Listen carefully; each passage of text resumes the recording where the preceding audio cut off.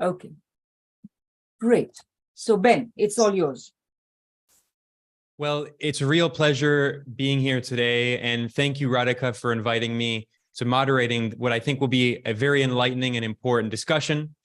We are discussing what I think is a must-read, a very important book that really helps us to understand this important historical moment that we're all living in the world.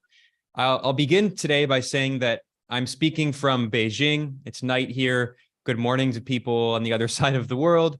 It's great to see such an international panel of people joining from all over. And I just left the Nicaraguan embassy in Beijing, where there was an event honoring the 202nd anniversary of the independence of Central America from Spanish colonialism. And there was a very enlightening discussion and exchange between Chinese diplomats and Central American diplomats. And the ambassador of Nicaragua from the Sandinista front gave a brilliant speech talking about the historical moment that we're in the world, with the creation of an increasingly multipolar system that gives space for countries in the global south, even small nations like Nicaragua, the possibility to have an active role in shaping the creation of new political and economic institutions. And I think, the book that Radhika has written really helps us to understand how we got into this moment today and the contradictions of the capitalist system.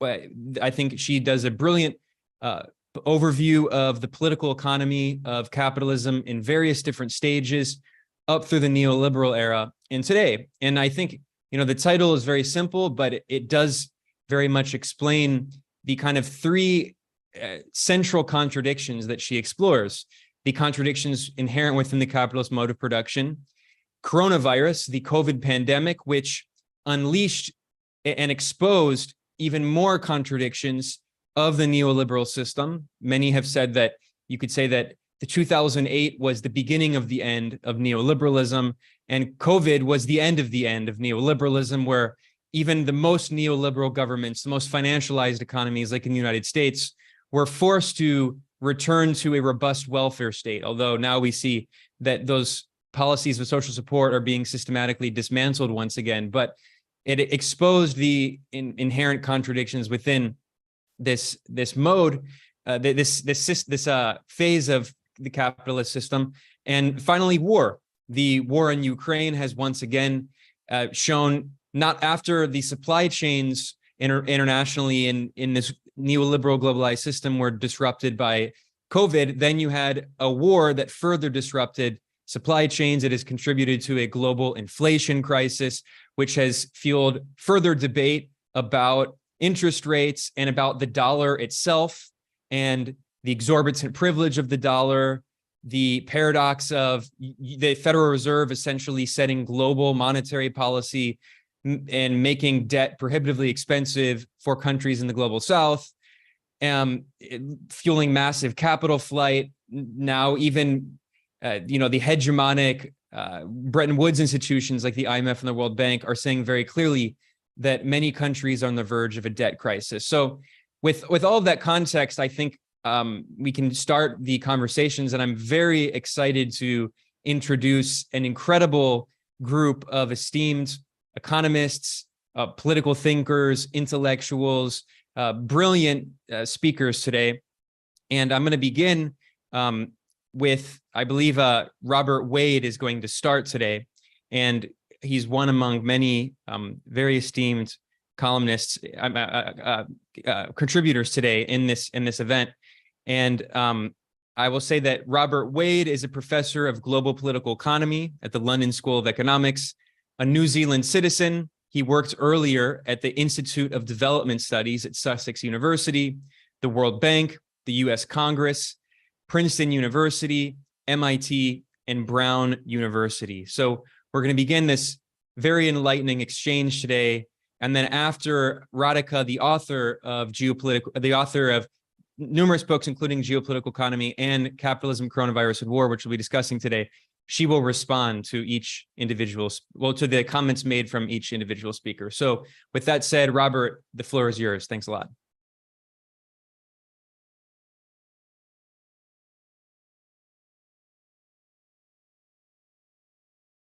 Robert, I don't know if you can hear me.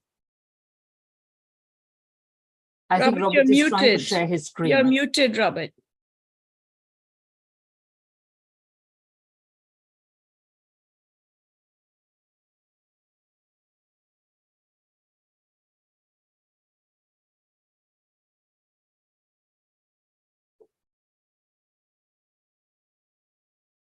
Robert, please make sure you are not muted. We can see your chart. You may want to go full screen, but we can't hear you. Okay, can you hear this? Yeah, perfect. Okay, so I agree with, oh gosh, wait a second. Sorry, I've got the wrong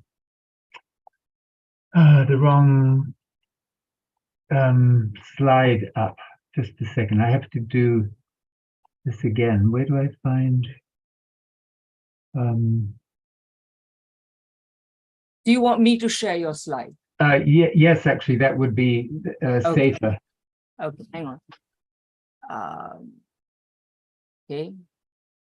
So, but the problem is, no, if I hope I don't show up when I'm sharing the slide. Here it is. You should be able to see it. Yes, I can see this, but can you see it now? Yes. Okay. So, first of all, let me say I agree with what Ben said about Radhika's excellent book. Secondly, let me say that my reading of the book has been impeded by a great deal of, in fact, a mountain of dissertation marking, and now the new term is kicking in. And thirdly, I want to make the substantive point that there is always a danger in social science generally in focusing on what is changing and not focusing on what is not changing. And I want to focus just a few short remarks on what has not been changing rather than what has been changing. So let me see. I have to go to the next slide. How do I do that? I will do it. Okay, so this is where I start with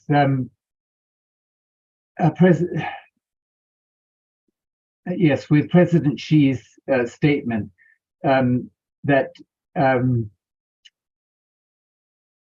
oh my goodness, so this is not quite. This is the first slide after this one. I see. Okay. Well, somehow that's. Do you want me to go to this one? No. Just go back to the first one. But my point is that Radhika is echoing what President Xi.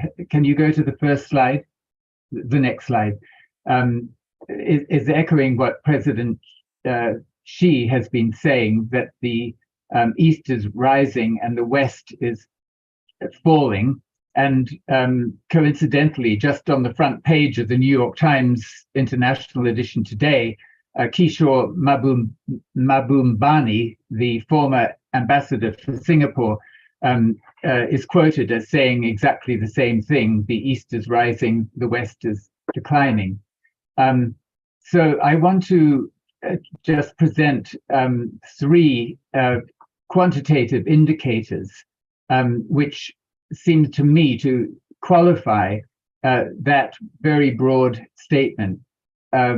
And I will give some evidence on three indicators of national power. And the first one is country shares of world GDP.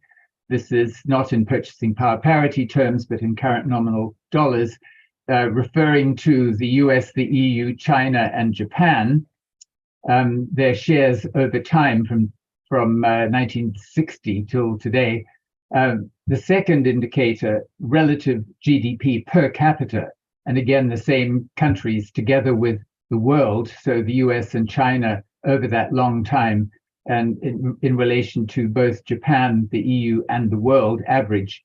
That's GDP per capita. And the third indicator of national power is national corporate power, namely the share of corporate profits accruing to firms in different countries in a number of specific sectors. So you take the total profits accrued in any one of, say, 25 sectors, advanced sectors, and you look at the countries where the profits are concentrated according to the companies that are headquartered in that country.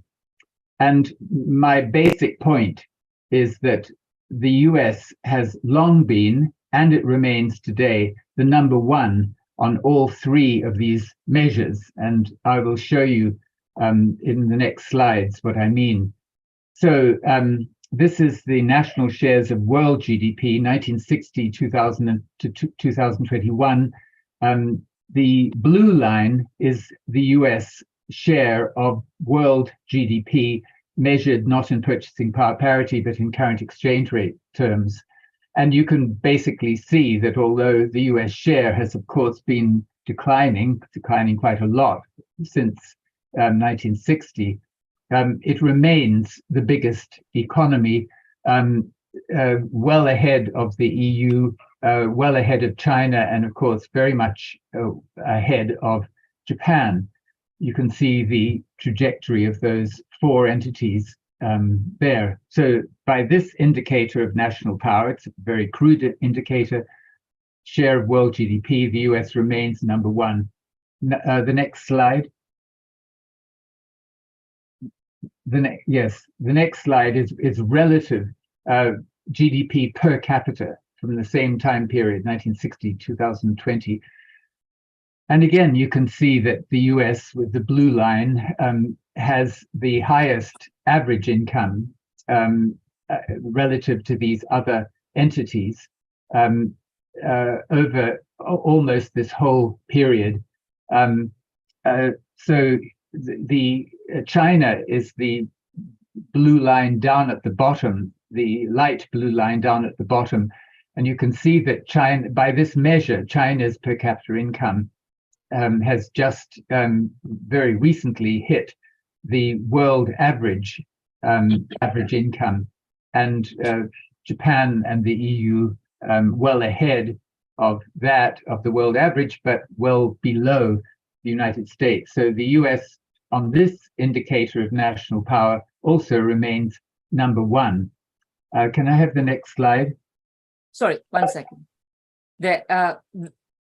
Yes, that one. And so now the third measure, relative national corporate power, not state power, corporate power. And so, as I just said, this is a measure which calculates the share of total profits earned in each of a number of advanced sectors which accrue to companies headquartered in different countries. And one can then compare these national profit shares between countries. Can I have the next slide? Okay, so if American capitalism was seriously weakening, as Radhika says, one would expect to see corporate decline in American firms and corporate ascent in firms based elsewhere, especially in China. And so this calculation is based on the Forbes 2000 data set. On the top, 2,000 publicly listed corporations across 25 broad sectors in the period 2005 to 2021. And the bottom line of this calculation is that in 17 out of the 25 sectors, in other words, 68%, US corporations have had the number one profit share in each year, not just overall, but in every year between 2005 and 2001, including 2021, including through the crash of 2008, 9, 10. And so no other country comes close to that achievement. China comes closest in the last year, to 2021, its firms had the leading profit share in 4 of those 25 sectors, in banking, construction, real estate, and forestry, metals, and mining. And the only other countries that get to number 1 position are Japan and Saudi Arabia. Can I have the next slide? So this in no way diminishes China's achievement. In 2005-07, its firms had no presence in the top 3 nationalities by profit share in any of the 25 sectors, whereas in 2019-21, its firms had a top 3 presence in 15 out of the 25 sectors. Not number 1, but it was present in the top 3 in terms of profit share in 15 of the sectors. So that is a very dramatic achievement by this particular measure. And the countries that have lost profit share in this array are Western European and Japanese corporations, and especially Western European, including the UK. They're the ones that have gone down in their profit share. The UK, for example, corporate profit shares have fallen in 10 out of the 25 sectors and have increased in only 1. Okay, so can I have the next slide? I think that yes. Yes, so now to make a slightly different point, which is a qualification to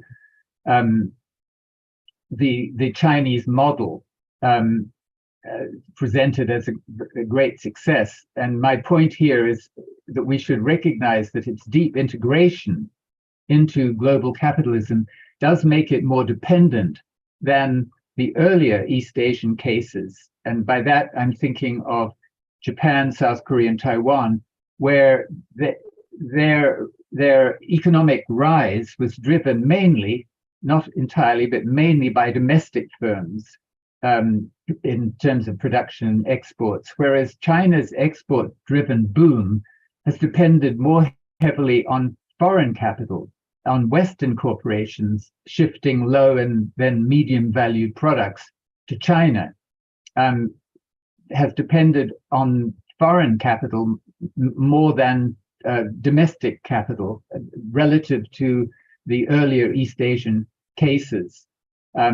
And just as one example of this, in the sector called office and telecommunications equipment, which includes smartphones, this is China's most valuable export sector. And this sector in China accounts for 33% of world exports in that sector, but Chinese firms accrue only 5.5% of the total profit share in that sector, according to the Forbes data, whereas the US accounts for only 6% of world exports in that sector, but it accrues 61% of world profits in that sector. And much the same applies in other of China's top export sectors, including advanced medical equipment. Can I have the next slide? But I want to finish by just saying that these dependencies, China's dependencies on US and other Western firms, do not make China a subordinate state in the way that Japan and Germany clearly are a subordinate state in the US informal empire, but China is not. And that's why, of course, the US is so concerned to contain China, because China is not a subordinate state.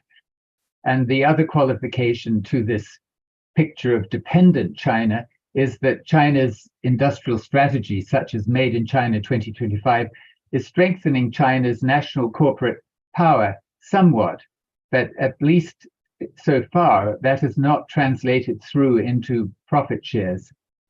And just the final point is that some people say that profit shares, profit accounting is very, very unreliable, and they tend to dismiss any analysis based on profit shares. I just think that is misleading. One can admit that there are big problems in the reporting of profits and still think that there is meaning to be got from this kind of analysis. I'll finish on that note. Thanks very much.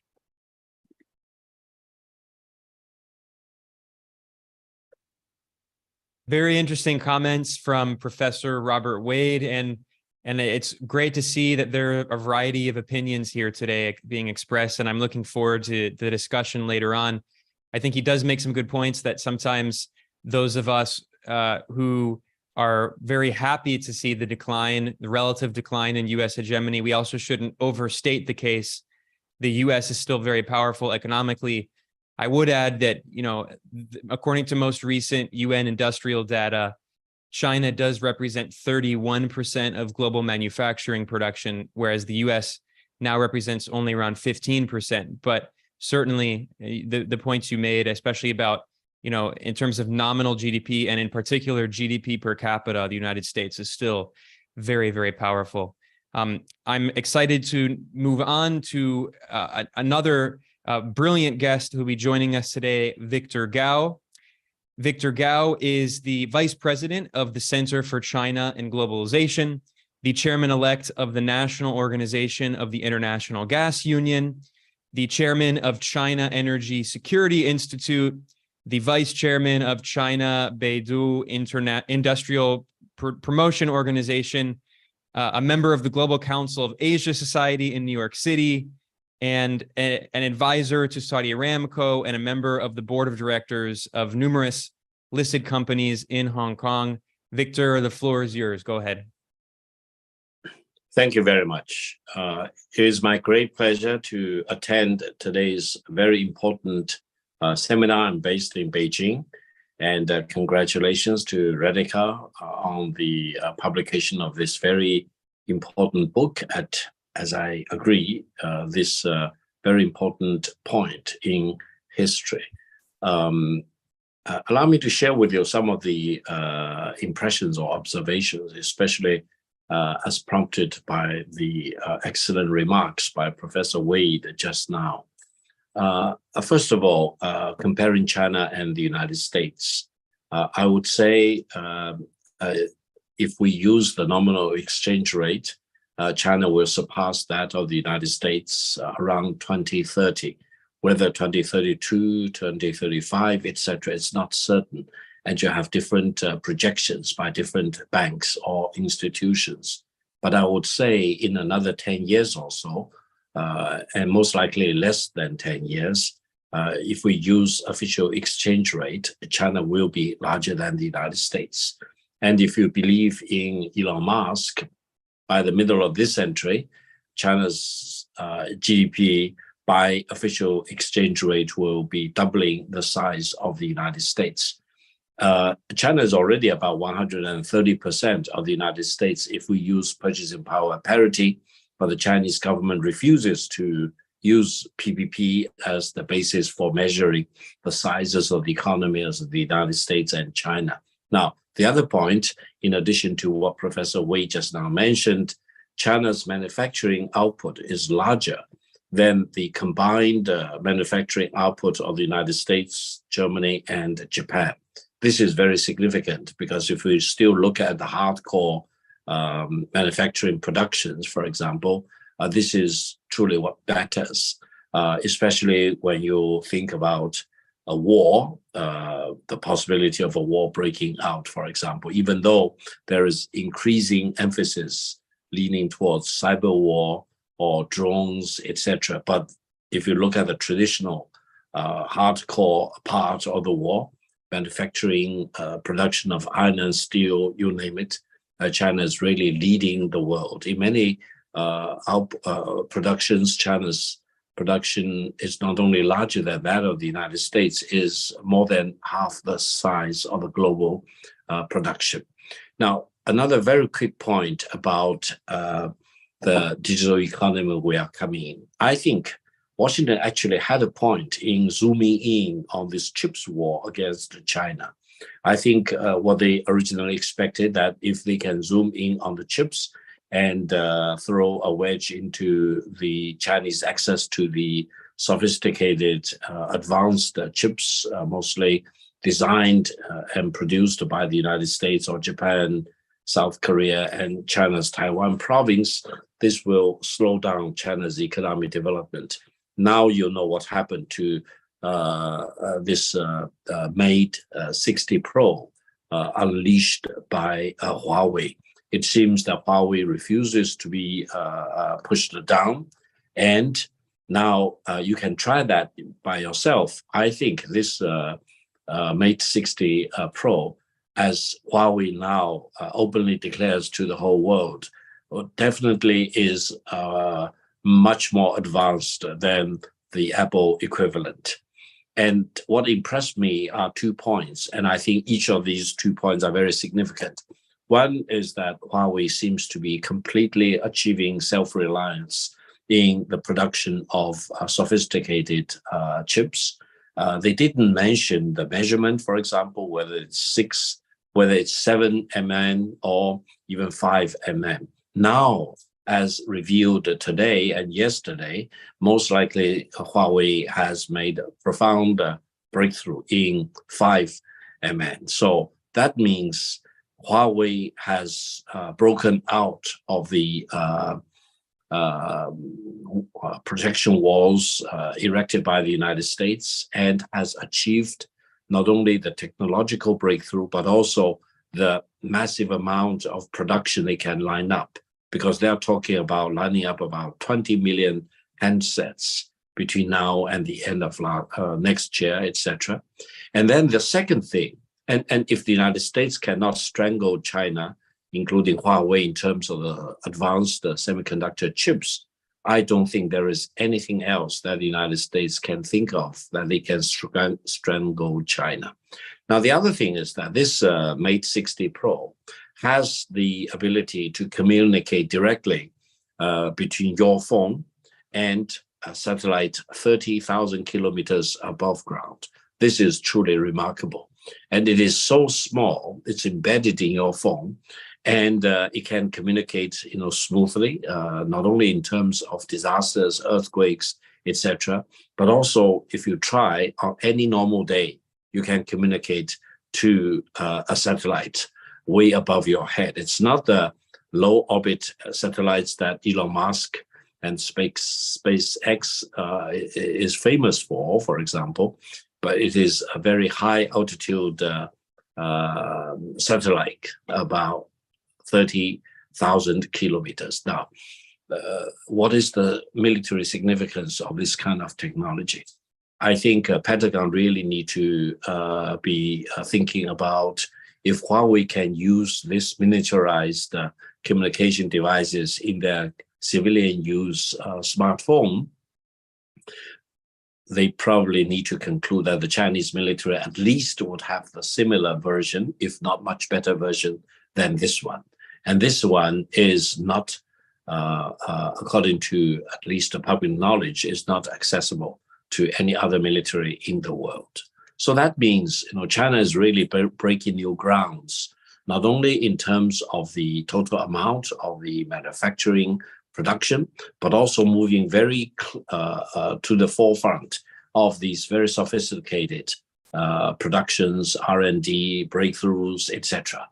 And further, if Huawei and the rest of China are really moving into very sophisticated production of semiconductor chips, allow me to emphasize another point. And I've been making this point for ever since the United States started to manhandle Huawei about 3 or 4 years ago.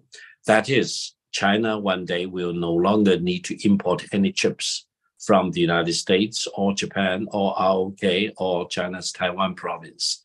And by achieving complete self-reliance in chips and being able to do whatever that these chips will allow you to do, and if you think about the new age of digital age, metaverse, etc., you cannot live without chips. Chips will become a factor like air or water, for example, or land in our previous revolutions. So when Professor Wade said that in terms of the profit share, et cetera, I agree, but I think China is catching up. And China was very happy with this global division of work. China imported more chips than they spent on importing crude oil. Can you believe it? The price tag on chips imported is the biggest price tag for all the Chinese imports over the past decade or so. Now there is a revolution, and China will eventually be self-sufficient in chips, and also China will be swamping the market in the world with very low-priced, high-quality chips. And this will happen within the coming 5 to 10 years. So we will all live to see this megatrend being unfolding in front of our eyes. Now, another thing, allow me to mention very briefly, that is the way it's the definite leading position of China in terms of the EV production, electric vehicle production. You can see that very clearly in the Munich Auto Show just recently. It's still going on, I suppose. And I think not only in terms of the design production of the EV cars, but also China has accumulated a dominant position in terms of the battery technology, and many of the metals and the raw materials indispensable to the production of the EV cars. And as everyone knows, China has really accumulated a very, very absolute dominance in rare metal, rare earth, as well as the proprietary technologies in processing these metals for civilian use, as well as for military use. That means China is really moving much more ahead. And this will be the new revolution we are thinking about. You know, Radhika was talking about capitalism and coronavirus and war, for example. I think China is really very eager to push forward, regardless of whatever maximum pressure that the United States wants to lump onto China. And as I mentioned, if China is becoming the global leader of the EV cars and all the related technologies and materials, batteries, you are thinking about that. And also China is really getting rid of the suppression of the United States in terms of the semiconductor chips and pushing ahead, then it positions China very well in entering the next stage of economic revolution. That is the digital revolution. I think the digital revolution is already with us, but it will intensify and accelerate in the coming decades. And I think eventually this will be the part of the industrial and digital production that will add a lot of revenue and profit to the Chinese economy as a whole. Now, the other thing is that China does not see any fun in a headlong competition with the United States. China wants to develop its own proprietary technologies, mostly because of the maximum pressure the United States is lumping on China. China feels that they have no other choice but to achieve self-reliance and independence in this regard. So it's not what China originally wanted, but the end result is very clear. China is achieving self-reliance in chips. China is building up this leading position, absolute leading position in EV cars. China is really dazzling the world with its dominance in rare earth and rare metals. And allow me to mention another thing. You may know that a few months ago, China announced the export review for two what they call scattered metals, GA and GE. Now, I understand in China's sleeves, there are about 24 similar measures they can use. They may decide not to use, but the restrictions of the review on GA and GE is just the first salvo of this trade war if the United States wants to manhandle China again and again, because they can put export review on GA and GE, and they have about another 24 or so cards they can play with Washington if they really want to continue this manhandling. Now, I will stop here. I just want to say that we are truly living in a revolutionary age, and what Radhika is telling us through her book is really very illustrative of many of the situations on the ground. And I would say that the unipolar world that the United States wants to build is not possible. It is crumbling before it is really established. The world we are living in is multipolar world, and a few countries in the world want to willingly live in subjugation to any other country. All the countries want to be free, want to be treated equal. They want to have their own voices heard on the global stage. And I think that's the mega trend. And I hope, China's rise and China's refusal to be beaten up is a very positive step in this regard. And eventually, my vision is that Washington and Beijing will need to live and let live. They need to get along with each other in peace, rather than Washington trying to get to China's jugular as if there will be no consequences. There will be consequences. As I mentioned before I wrap up, the consequence is that the maximum pressure by the United States on China in trying to deny China's access to the advanced semiconductor chips is spelling the doom for the semiconductor businesses of the United States. Thank you. Thank you for your comments, Victor. And it's very enlightening to hear two very different perspectives back to back. Like I said, I'm very excited to hear other contributions today in this panel. And I think, Victor made a lot of very important points about how quickly China has been developing economically. Robert mentioned that, if you look at the data over the past 20 years, the US technologically is still the dominant power, but even in just the past few years, China has made enormous strides, not only with the breakthroughs in 7 nanometer semiconductors that now it's building in the new Huawei 60 Mate Pro, despite US sanctions, but furthermore, just in 3 years, China has also quintupled its car exports, and it was in 5th place just 3 years ago in global car exports, and now it has overtaken Germany and Japan as the top car exporter. And a significant reason for that is China's leading role in electric vehicles. And I will say, as someone who grew up in the United States and has spent the last decade in Latin America, it's quite incredible seeing how many electric vehicles are just being driven by random people on the streets of Beijing. It really is, you're seeing the future of this technological breakthrough. With that said, I'm going to move on to the next speaker. I am delighted to present Jayati Ghosh, a brilliant economist, someone who's been a big influence on me. She taught economics at JNU, Jawaharlal Nehru University in India, for nearly 35 years. And in the past few years, she's been a professor of economics at the University of Massachusetts Amherst. She has authored and/or edited 20 books and more than 200 scholarly articles. And some of her recent books actually cover some of the topics that Radhika also covered from a different perspective in hers, including some of Jayati's most recent books include The Making of a Catastrophe, COVID-19 and the Indian Economy, and also her book, When Governments Fail, COVID-19 and the Economy.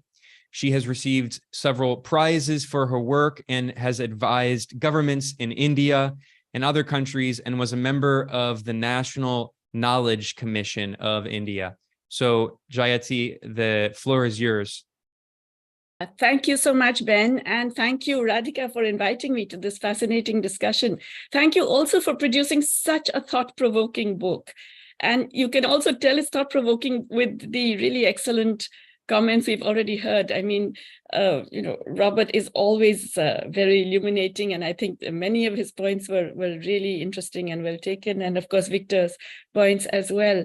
So I'm also going to look not at the medium term so much as the recent period, and take each of those 3 points in Radhika's title one by one, beginning with the coronavirus and specifically with the pandemic.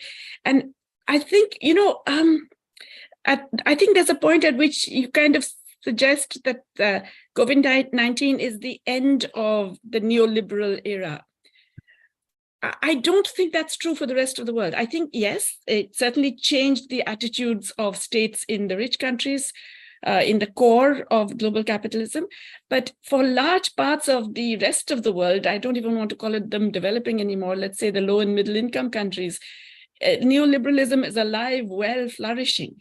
And it has been, and it continues in these structures and the policies pushed by the international financial institutions upon these countries. It continues in the internalization of these ideas in these governments of these countries in terms of austerity, fiscal repression, tax policies that blatantly favor the wealthy and large corporations, the lack of any kind of attempts to produce public spending for social and economic rights, and all of those things. So neoliberalism, unfortunately, hasn't died for most of the world's population. It is temporarily, shall we say, taking a break in some of the rich countries, but I wouldn't say it's gone either. And what we're more likely to get, I'm afraid, in much of the, I suppose you could call it the decadent rich world, is a resurgence of a new kind of neoliberalism, which is combined with political populism, fascism, whatever you want to call it. We're already seeing the beginnings of that with Meloni in Italy. We're likely to see it quite soon in France if Marine Le Pen wins the next election, and who knows what will happen in the United States next year. So, these are not, these are phases that could very quickly change even in the rich world. I do also want to emphasize that the pandemic is not, in a sense, endogenous to the broader trajectory of capitalism, that we are going to see more and more public health disasters and pandemics. So yes, there was one particular thing. It's not just that the pandemic, the coronavirus episode is maybe partially over in much of the world, but there's now growing evidence that this was a reflection of a lab-based outbreak. I mean, it's quietly accepted by pretty much all the major public health people I have talked to, including in the US establishment, although it's not something that is broadcast. But increasingly, we're going to see pandemics that are driven by climate change. We're going to see health disasters resulting from the emergence of zoonotic diseases because climates have changed, because of major shifts in weather patterns and the impacts on human and natural populations that have not developed immunity for those things. And these are going to get wider and worse. I think everybody accepts that, including in the WHO, including everywhere. I mean, people know that this is coming. The systems that would enable humanity to deal with it are not in place. And that reflects the broader geopolitics that Radhika talks about so well. The fact that, we are in a world of competing powers, and the obsession with that geopolitics, with that competing nationalisms is much greater than any urge towards international cooperation. The second thing I'd like to talk about is the war. And particularly a lot of the, I don't think Radhika shares them, but the trouble is that there's so much media pushing the wrong line about the fact of the Ukraine war leading to global shortages of grain and so on and so forth, that it's really important to restate this once again. The Ukraine war did not lead to any decline in global supply of wheat. Zero. In fact, global production of wheat increased, global stocks increased, global trade, exports of wheat increased over the period of the peak of that war. That is to say, the period when wheat prices rose globally from January to June 2022, which is really the massive peak in global wheat price rises. They go back to pre-war levels already by October to November 2022, right? So they go up massively and then they come down again to pre-war levels. But even in that period of massive price increase, there was no decline in global production of wheat, global trade of wheat, or global supplies of wheat, which includes the stocks. So what are we talking about? We are talking about a massive price increase, which was enabled by a lot of media discussion about how, oh yes, now there's this war and Ukraine and Russia are big wheat exporters, so there's going to be a price rise. which allows the public to accept price rises that are first driven by agribusinesses, all of which made historically unprecedented profits in this period, especially in the April to June quarter of 2022, and then allowed massive financial speculation to come back into commodity futures markets. So that, let's say in the Paris Wheat Exchange, 72% of open contracts were held by financial players. So clearly, this was not something that was driven by the war, nor was it driven by the Russian blockade on ports like Odessa in the Black Sea and so on. So all of that was media creation. And of course, let's say global leaders were complicit in this and actively propagated that particular line. But we should not be, shall we say, falling for that one ourselves. I do believe, however, that the war and its persistence and continuation is a reflection of, I forget who, I think it was possibly Branko Milanovic said that this is the victory of the owners of the means of mass destruction over the owners of means of production. It is the victory of the military-industrial complex, in the US in particular, because it enables massively increased demand for their products. And it pushes a lot of these products also onto Europeans who had significantly decreased their defense spending.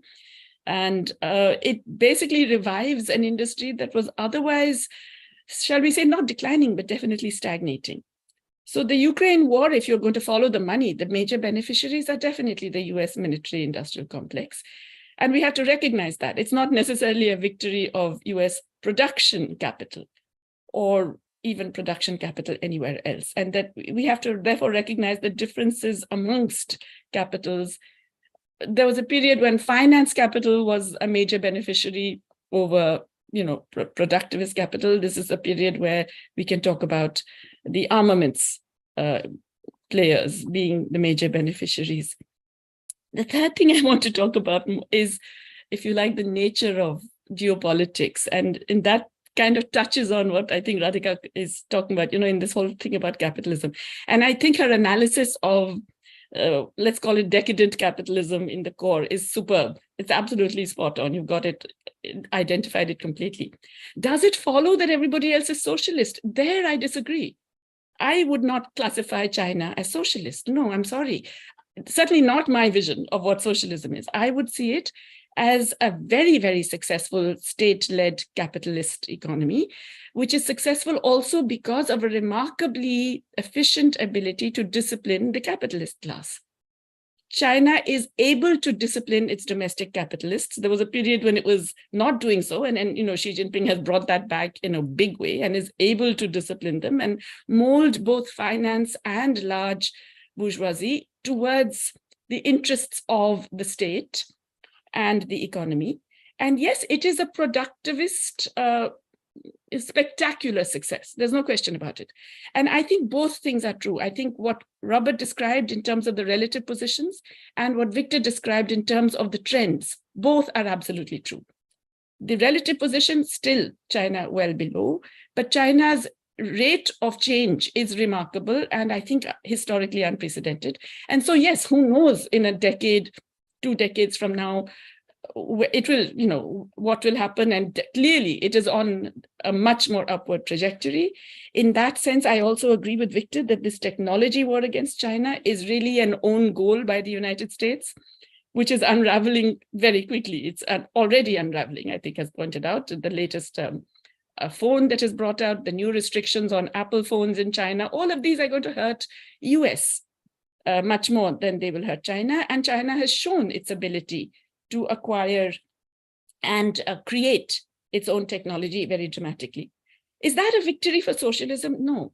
Is the emergence of all these new powers all over the world, is Saudi Arabia socialist? Is the UAE socialist? No. So let's not kid ourselves. This is geopolitics at a very advanced level. This is certainly a fight for, global hegemony in different ways. Does it mean it's capitalism versus socialism? I personally do not think so. I believe that this is a newer, much more advanced form of attempts at geopolitical control, which also involve economic control in different ways. that the US has a longer history of really terrible attempts at domination and really disastrous impacts on war, on devastation, and so on. And China certainly does not. China, to date, has not invaded any other country. China has not, unleashed forces of mass destruction in the same way. And so there's no comparison between the two in that respect. But on the other hand, its relations with large parts of the developing world are not necessarily those of just, fraternal relations where you're all just working together and so on. They are much more driven by extractivist requirements, and they continue to be so. This leads me to my final and more sort of general point, which is that in all of this discussion, I think it's also all important for us to remember that whatever we see in terms of human and social progress should not be defined only in terms of production. I'm in a sense arguing against growthism or productivism as the indicator of human progress. I would say that, yes, it's amazing, this ability to increase GDP, to reduce income poverty, to diversify the economy, to shift the technological frontiers. Yes, they're all great. But I do believe that if we want to be thinking of ourselves as socialists, we have to be thinking of them in terms of expanding human freedoms. And in all ways, in terms of the Sen type capability, but also the old Marxian notions of human freedom, and those have to go beyond the purely productivist, and they have to take much more explicit account of the ecological constraints. So we need to create human societies that are obviously more equitable, more just, more humane, but also much more in harmony with nature and the planet. And so I guess, in a sense, what I'm responding to here is the idea that, there's this terrible decadent capitalist core, which I agree with, but that the alternative is this productivist, very efficient, very remarkable, very impressive Chinese state capitalism. I don't think these should be our only alternatives. Thanks. Very enlightening comments from Jayati Ghosh. And once again, it's very interesting to hear a variety of perspectives here. I'm also looking forward to hearing Radhika's response.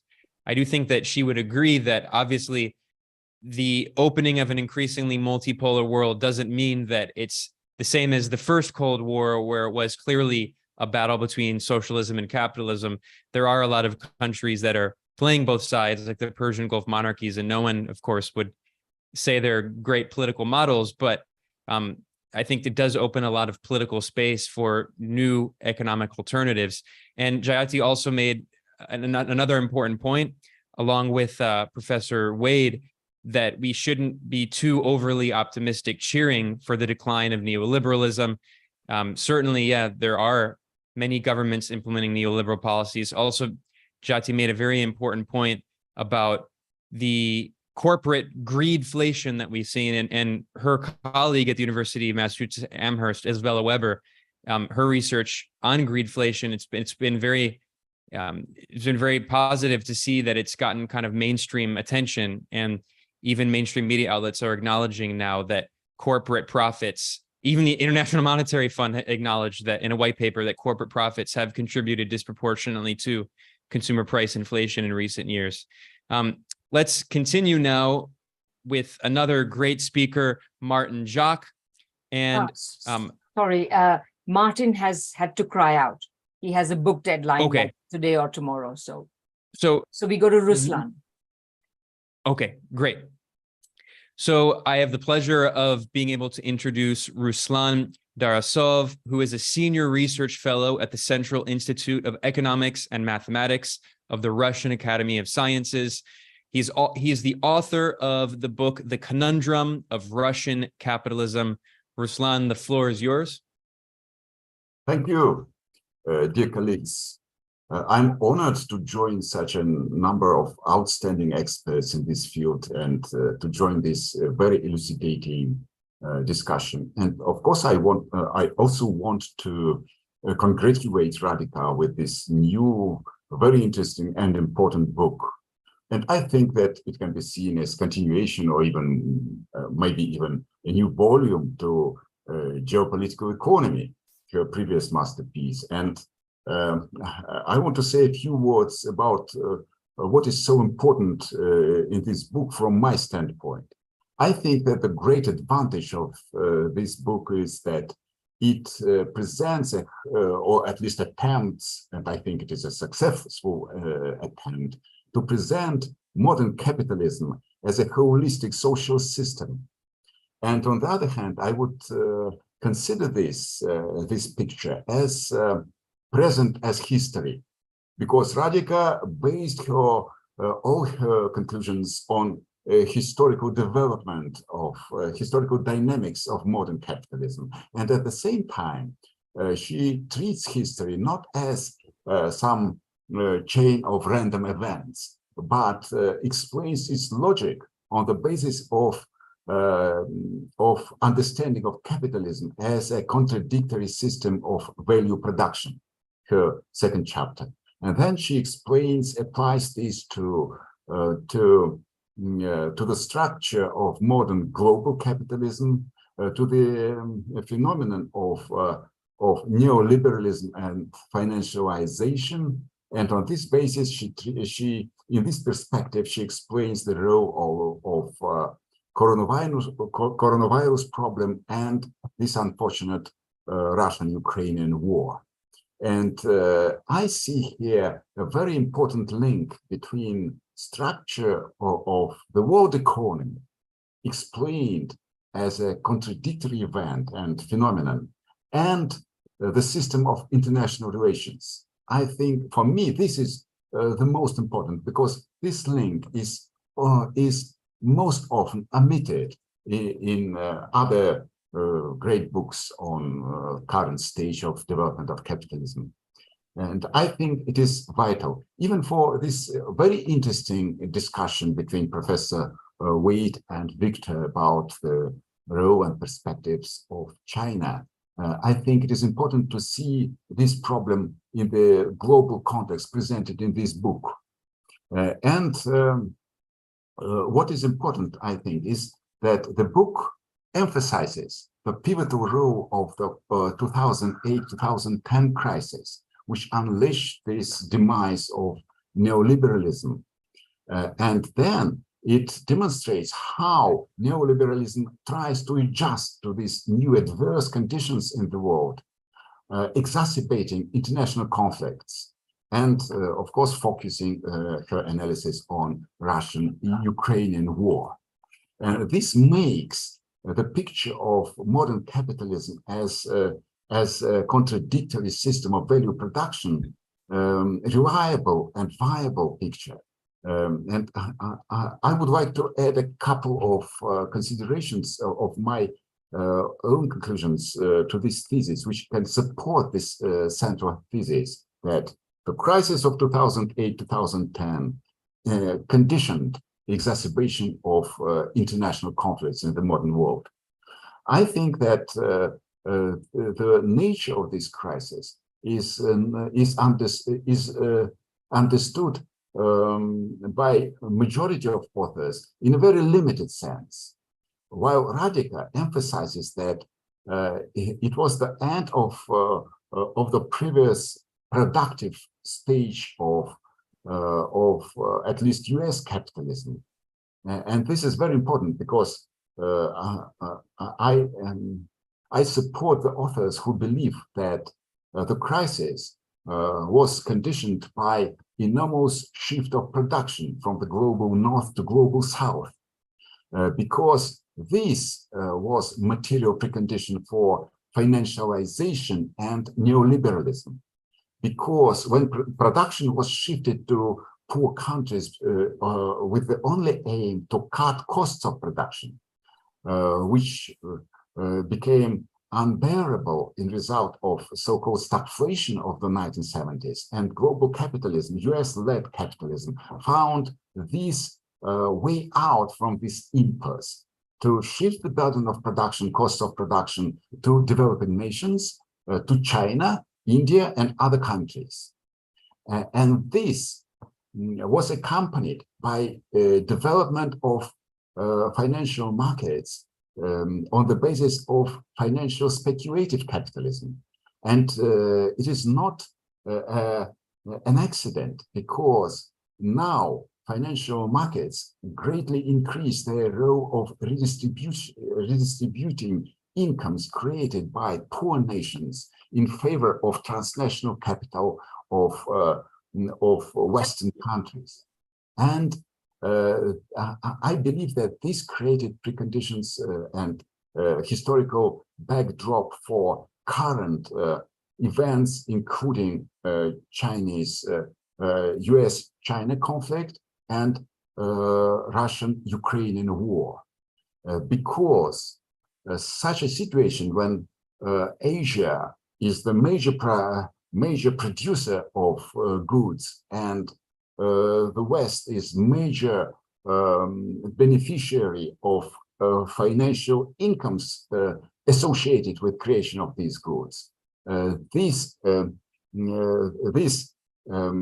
structure of the world economy is fraught with conflict, crisis, and war, because in result of that, inevitably, the fundamental problem of capitalism, that labor is underpaid, and this results in a systematic short of demand in relation with supply. These conditions were which previously generated the crisis of Great Depression of the 1930s. These conditions were reestablished on global scale by modern capitalism. This led to a situation where systematically aggregate demand in Keynesian terms in the world economy, at the world stage, was deficient in relation to aggregate global supply. And inevitably, somebody has to pay for this. And obviously, under capitalism, poor nations should to pay. And at this backdrop, we should see the US-China conflict, because now, when this situation led to enormous crisis, to global crisis, and for the last 15 years, we see that ruling elites of the leading capitalist countries failed to find any constructive way out from this crisis. And inevitably, this led to an attempt on the part of United States and Western countries to shift the burden of crisis to developing nations. And I believe that this is the most important reason why relations between China and United States wasn't so much. In fact, United States demand from China to share greater burden of the crisis and continue supplying Western countries with cheap goods and reinvesting their revenue from export in Western financial markets. Naturally, China as a growing nation, whether it is mixed economy or socialist or capitalist, in any case, it refuses to limit its own development in favor of such obviously financialized and parasitic type of Western capitalism. And this is the reason why international relations exacerbated, because US strategy is to isolate China. It is obvious, even before the pivot to Asia thesis proposed by Obama, even before this, it was quite obvious. And such a strategy changes its shape and form under last few presidents, but it is still persistent. Trump tried to organize it in other way than Obama tried. Mr. Biden continues this strategy in other form. But in any case, we see an attempt to isolate China economically, to isolate it diplomatically, to isolate it militarily, to isolate it technologically, to isolate it financially. And and very big gap in this policy of isolation is Russia, because for Russia, China is a very important, one of the most important economic and political partners.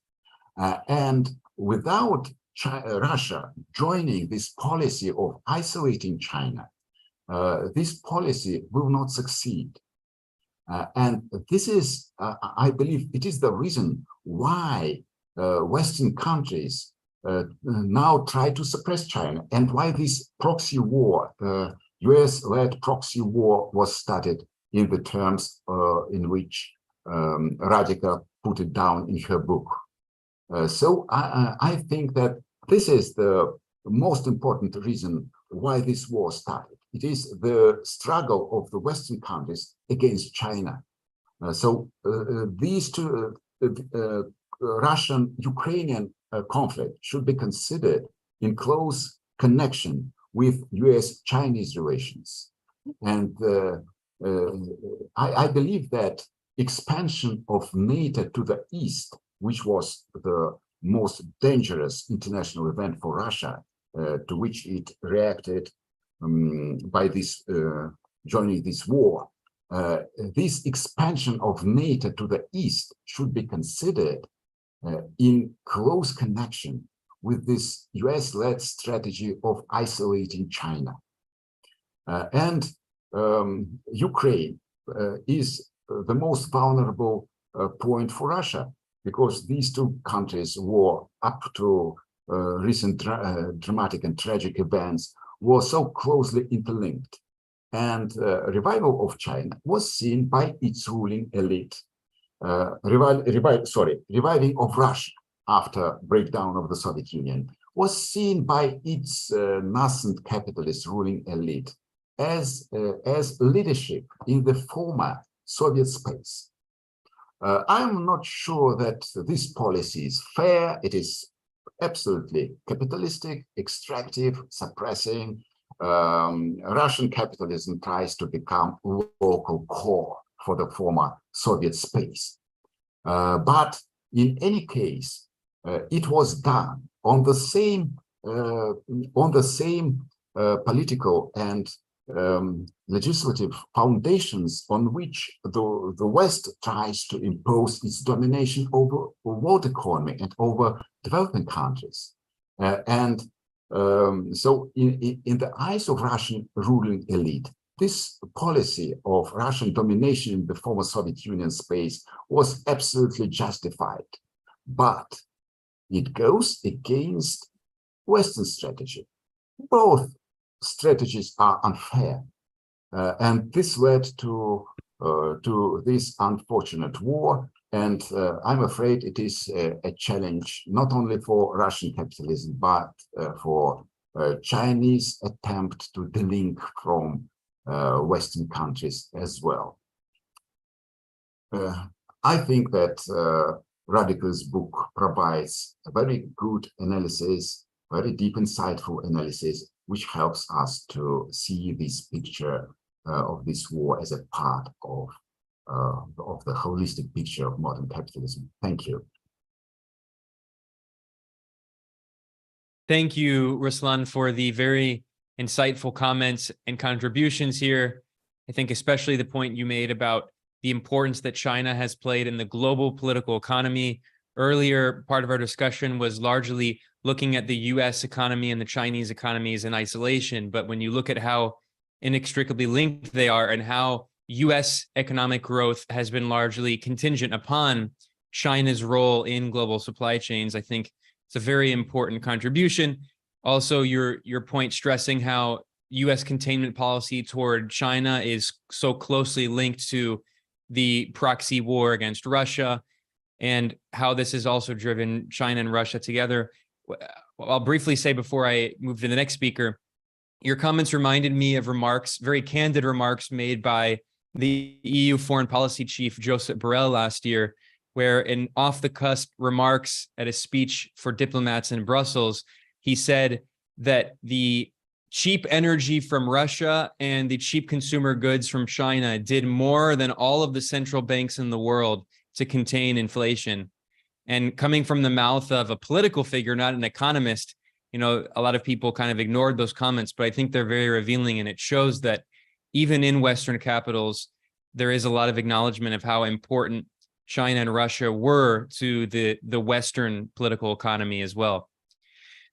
Next, I have the enormous privilege of being able to introduce Michael Hudson, an enormous influence on me, and I think one of the most important economists today. He is the president of the Institute for the Study of Long-Term Economic Trends. He was a Wall Street financial analyst, a distinguished research professor of economics at the University of Missouri, Kansas City, and the author of many books. And he and Radhika also host a show together that I am honored to host over at Geopolitical Economy Report. So with that said, Michael, the floor is yours. Michael, you're muted. Okay, I want to talk primarily about the political points and the analytic frame that Radhika's used. And I think the basic theme of her book is that what used to be socialism has been replaced by a very technocratic view that avoids looking at today's economic polarization between the 1% and the 99% in terms of class interests.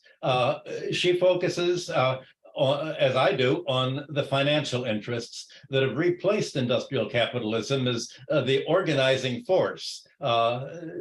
In today's capitalism is very different from what occurred in Marx's day and what he was analyzing, and the world has not turned out as optimistically as Marx had hoped that industrial capitalism would evolve into socialism. Instead of advocating the socialization of infrastructure, you have today's social democratic parties advocating sort of a public-private partnership.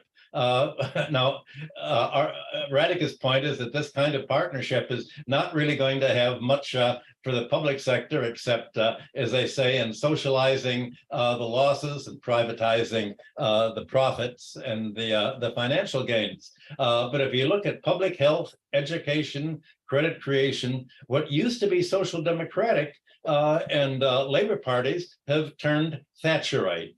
They've followed the British Labour Party and going even more to the technocratic rights. And largely, this is because finance has become the core. Now, this is difficult to fit into most people's class analysis of society because finance is not a class issue as such.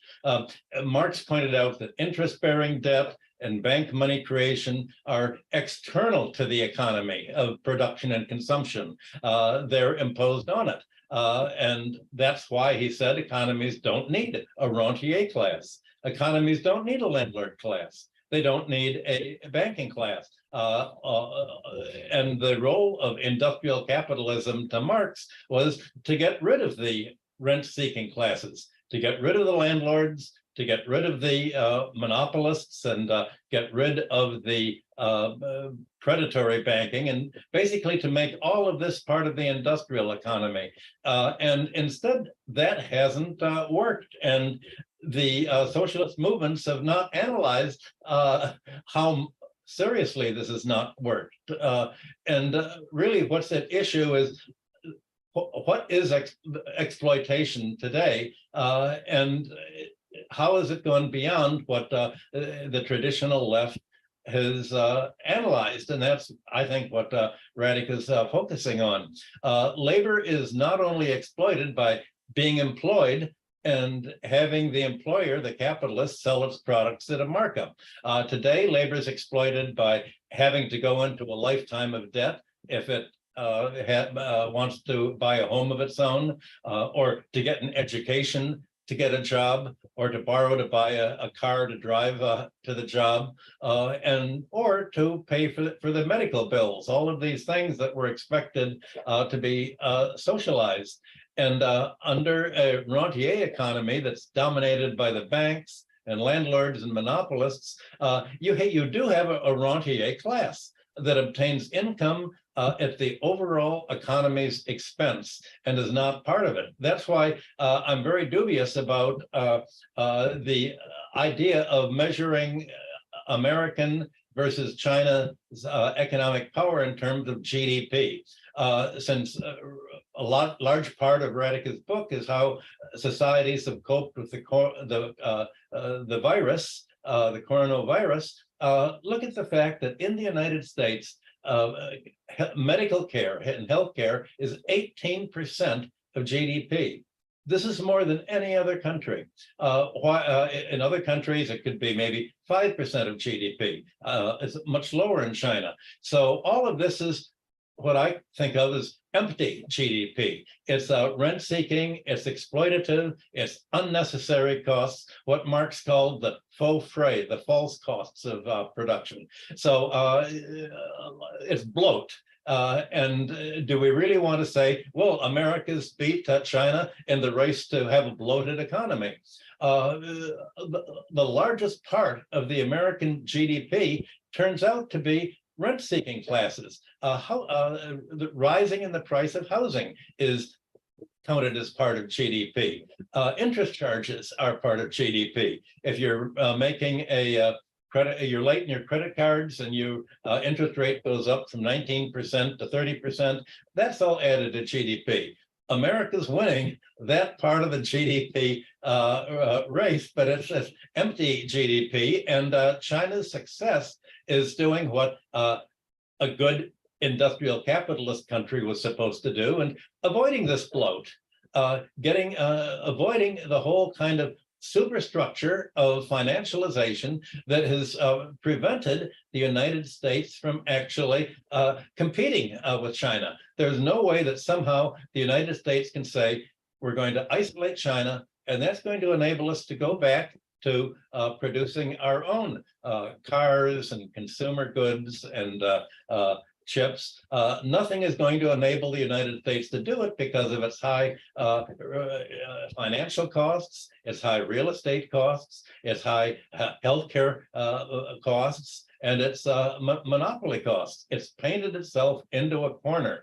And that's what somehow the left has been part of this process, because it's ignored the role of rentier wealth.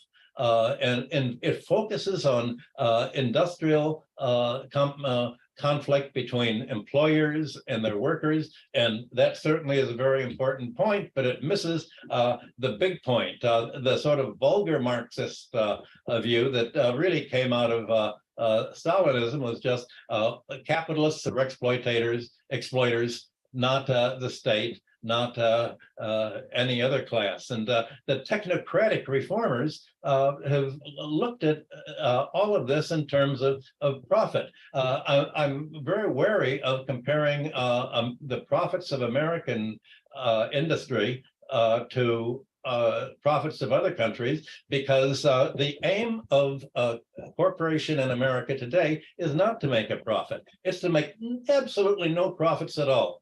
Everything is expensed and counted as part of GDP, so that there's no income tax on profits.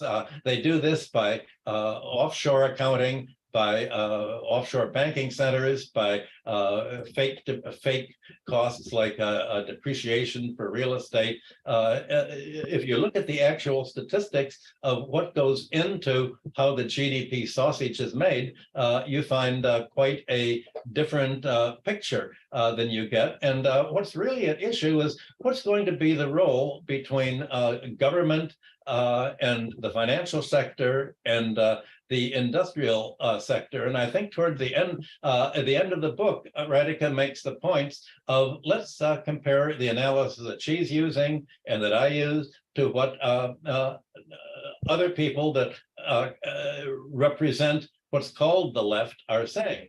She quotes Maria Mazzucato as urging a private-public partnership for greater efficiency without profit. but profit's supposed to be the aim of the private sector. What is the private sector after when it makes a deal with the government, public-private partnership like Thames Water? You have in Thames Water nearly bankrupt, but it's made a fortune for its privatizers by going bankrupt. Under finance capitalism, you make a profit by driving a company bankrupt and leaving it as a shell. Thames Water borrowed an enormous amount of money.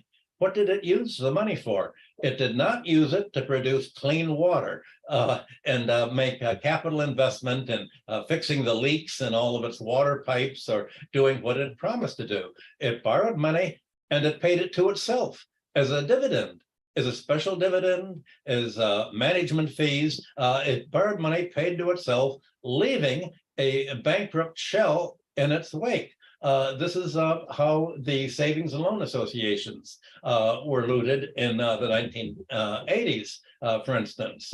And there have been a lot of studies about how making money financially, because finance in the West is primarily predatory, making money by finance leaves the whole economy as an emptied out shell where there's an enormous amount of debt that's owed by the economy at large to maybe the 1% of the financial class that still isn't looked at as a financial class, and leaves the economy uncompetitive as an industrial economy. That's what China is trying to avoid, and that's really the task before Russia, before other countries. And I'm surprised that Mazzucato didn't discuss someone like Simon Patton. He doesn't appear in today's discussions very much, but he was America's first economics professor at the first business school, the Wharton School at the University of Pennsylvania in the 1880s and 1890s. And Simon Patton said that public infrastructure should be looked at as a fourth factor of production, government spending, but the aim of this factor of production is not to make a profit. It's not trying to make wages or rents or profit, capital. It's trying to help the rest of the economy make higher real wages, higher profits for capital by providing the basic needs, education, transportation, public health at a loss. And if the government's role in infrastructure is to provide public health at a loss, then corporations don't have to pay it. And if they provide transportation at a loss, then labor doesn't have to bear the cost of transportation in getting to work. The capitalists don't have to bear the cost of transportation. The whole idea of public infrastructure, of socializing medicine, socializing education, socializing transportation and communications is to help industrial capitalism. And that's why it was the industrial capitalists themselves in the United States, in Germany, in every successful industrial company that moved towards socializing the basic needs in order to create a low-cost economy that could undersell and compete with other capitalist economies more efficient. And the more efficient economy would be the one that can undersell its opponents by being more socialist than they were. And that's what led Marx and the socialists in the 19th century to think, well, industrial capitalism is going to evolve into socialism. Their assumption was that industrial capitalists would act in their own self-interest. That hasn't happened. That what has happened is a financial capitalism that is not in the self-interest of the dynamic of industrial capitalism. It's become something entirely different. It's become a rentier, a financialized society. It's become what we call finance capitalism instead. And the victory of finance capitalism is basically to undo the whole industrial capitalist revolution to free economies, to free markets from the landlords, from the banks, from the monopolists, and produce a low-cost economy. That was the whole idea of efficiency, that socialism was supposed to be efficient by creating its own markets. And I think Radhika makes that point very clearly in her book. I think she's a little unfair when she critiques MMT. I think her discussion is too partial. And as one of the founders of MMT, I have to point out what I mean by it and what most of us mean by it. Its point, it doesn't discuss class interests as such. That's Radhika's critique, and she's absolutely right. It's not a doctrine of class interest. It's a doctrine of how money creation works. And its point is that government money creation is no more inflationary than private sector lending to finance a budget deficit. That governments running a budget deficit pump money into the economy, and every economy needs money and credit to operate on. And if the government does not provide this credit by running a budget deficit, then the economy is going to have to do what it did in the late years of the Bill Clinton administration. It's going to have to borrow from the commercial banks and at interest, and at enormous interest, and it's going to have to do what banks lend money for, and that is things that help the financial sector, not that help the industrial economy grow. So MMT is a way of government controlling the allocation of credit, the allocation of resources, and foreign forward planning. And if the government does not take the lead as planner, then the neoliberal idea of getting rid of government means a kind of privatization. It means that the center of planning is going to be in Wall Street and the financial sectors. That's what the libertarian philosophy is. It's central planning, much more centralized than any democratic government, because it's centralized in the hands of the 1%. The libertarians and the neoliberal left want a centralized planning in the hands of the wealthy people, because they say most wealth is created financially. So if we want an efficient economy, let's create wealth. And you can create much more wealth financially by cannibalizing an industrial firm than actually investing in industry. So the whole point of MMT is, how is money created by the government?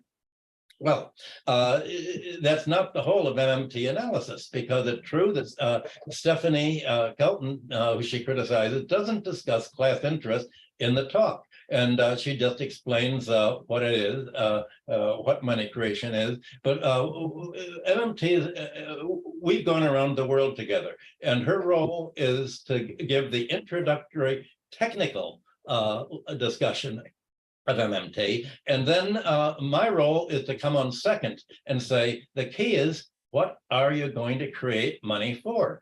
You can create money in the way that Donald Trump and Vice President Dick Cheney created money. You can create money to go to war. You can create money to bail out the banks, as Obama did. You can create money for tax cuts, as Trump did, or you can create money by actually spending money on infrastructure, on labor, on employment, on socially productive forms of investment. So this is the whole point of the MMTers, is that money should not be created for the use by the financial sector to do what Radhika quite rightly criticizes the financial sector for. Money should be created by the state to promote economic growth. That is what has enabled China's economy to become so much more efficient than the US economy, because it's treated money as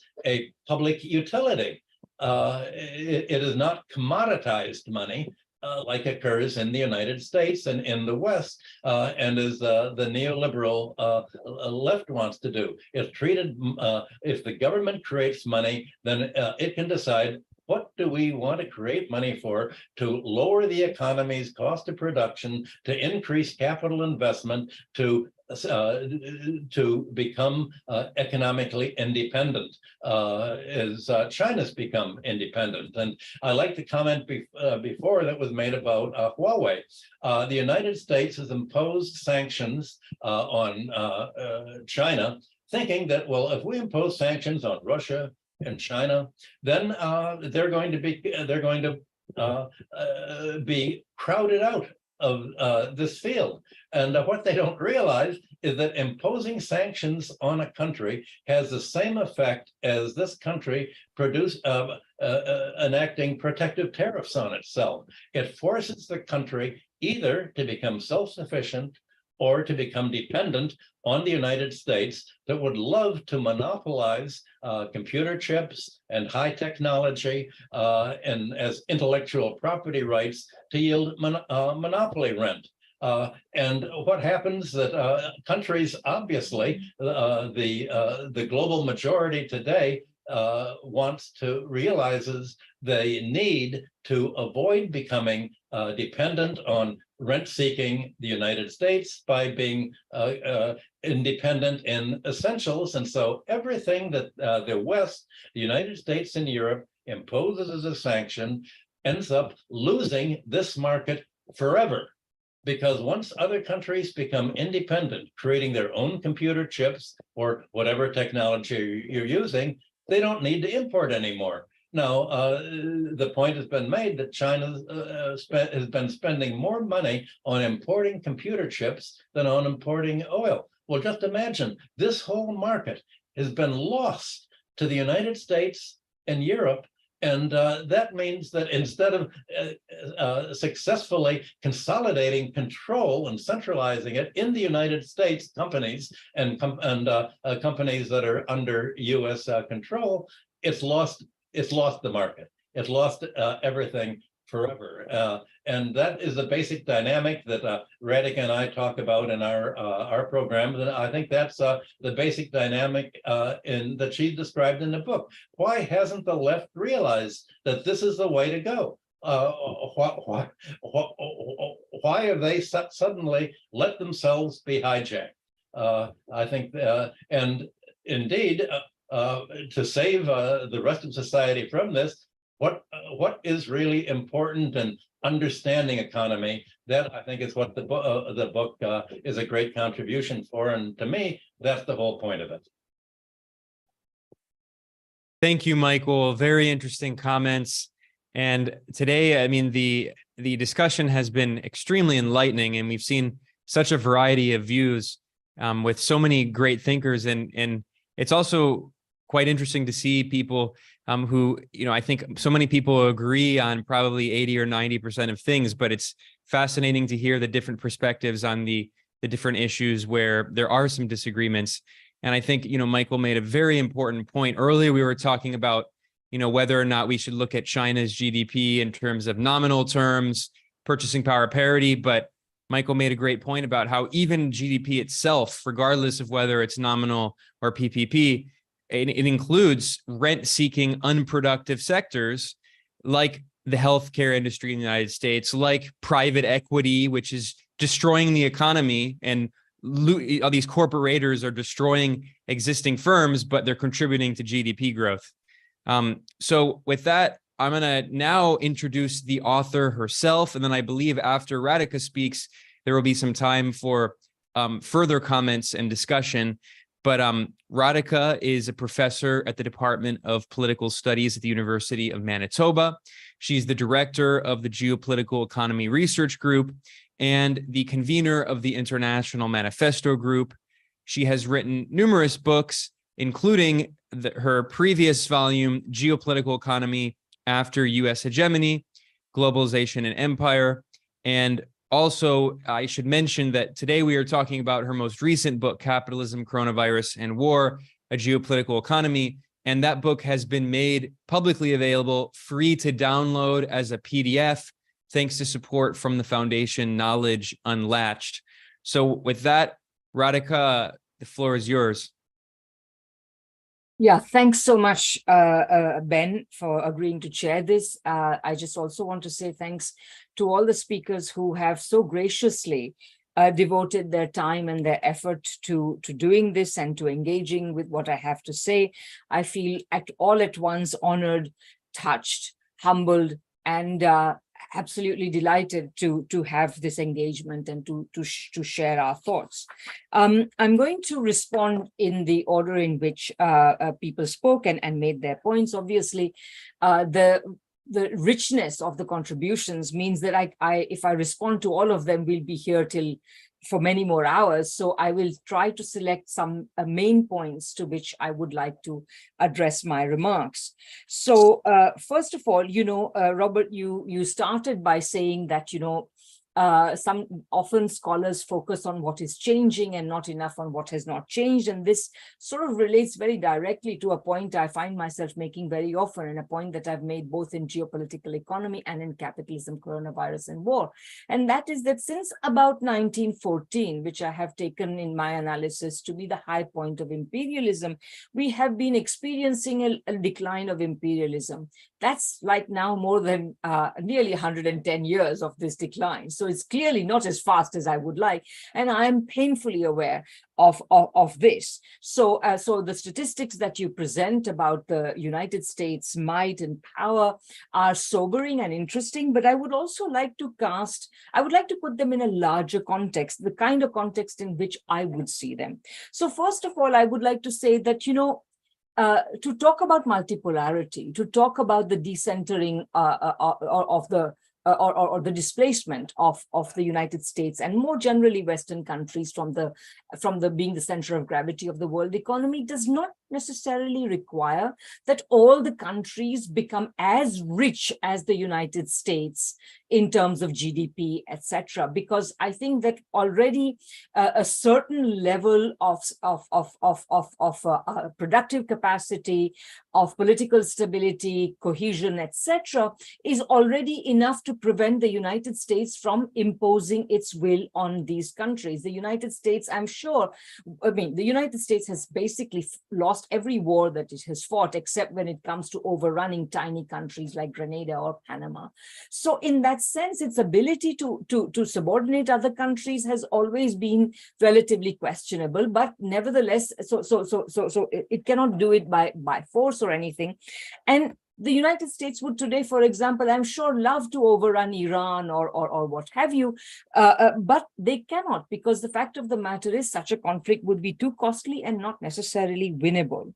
Secondly, I want to elaborate on a point that Michael made. I think that, Michael, I thought your expression empty GDP was a very valid one. I think that there is such a thing as empty GDP. And to your point about healthcare, the example that you gave, I would also like to add, of course, the military-industrial complex. And on top of that, which, does not increase anybody's well-being, but counts massively in, the United States spends some $1 trillion on its military. So that's 1 out of $20 trillion of US GDP is accounted for by this thing that does not really improve anybody's welfare. But in addition to that, I want to draw people's attention to the research of Jacob Asser in particular, who talks about the financialization of GDP and the extent to which in the United States in particular, a combination of the increase of financial activity and certain changes made to the way in which GDP statistics are compiled in the United States, it really exaggerates the size of the US economy. And this this is an important thing that one should keep an attention to. Thirdly, I'd like to say that, in my book, I've tried anyway to see as a good Marxist, as I still consider them myself, although I have criticisms of most of what passes for Marxism as well. But nevertheless, I try to see the contradiction in the picture. From the graphs that you were showing, it was very clear that the United States has been, gaining in GDP and in per capita GDP and what have you. But what's also clear is that a lot of this gain has come at the expense of its so-called allies. And to me, this is also a contradiction, which you are seeing played out right now in Europe, where the United States is asking, and so far European countries seem to be complying in essentially acquiescing in the deindustrialization of Europe, which is quite serious. However, the question remains, how long are ordinary Europeans, but also how long are European capitalists going to necessarily put up with this? I don't know that I know the answer to that, but I think it's an interesting point.